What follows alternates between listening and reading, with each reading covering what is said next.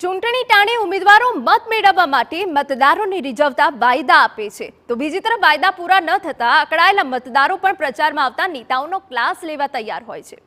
સુરેન્દ્રનગરમાં વઢવાણ તાલુકાના બાળા ગામે મહિલાઓ પાણી માટે રણચંડી બની છે. તેમણે ચૂંટણીના બહિષ્કારની ચીમકી આપી છે અને પ્રચાર માટે નેતાઓને પણ ગામમાં આવવા પર પ્રતિબંધ ફરમાવ્યો છે. 5 થી 7 હજારની વસ્તી ધરાવતા બાળા ગામમાં તળાવને ભરવાની અનેક રજૂઆતો છતાં તંત્રના પેટનું પાણી નથી હલ્યું. તળાવમાં પૂરતું પાણી ન હોવાના કારણે તેમાં ગંદકી અને લીલના થર જામ્યા છે. માણસો તો ઠીક, પશુઓ પણ તળાવનું પાણી નથી પી શકતા.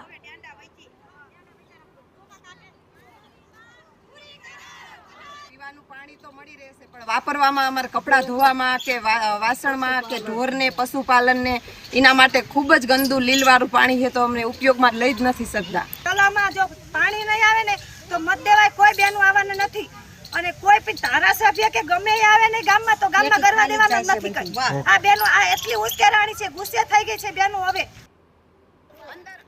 ટ્રેક્ટરો ભરી ભરીને ગામની મહિલાઓએ કલેક્ટર તથા મામલતદાર કચેરીએ જઈને અસંખ્ય રજૂઆત કરી. પંચાયતી કચેરીમાં તલાટી સામે પાણી આપોના બોકાર સાથે મહિલાઓએ ધરણા પણ કર્યા હતા. ગામમાં પીવાના પાણીની ટાંકી જર્જરિત છે.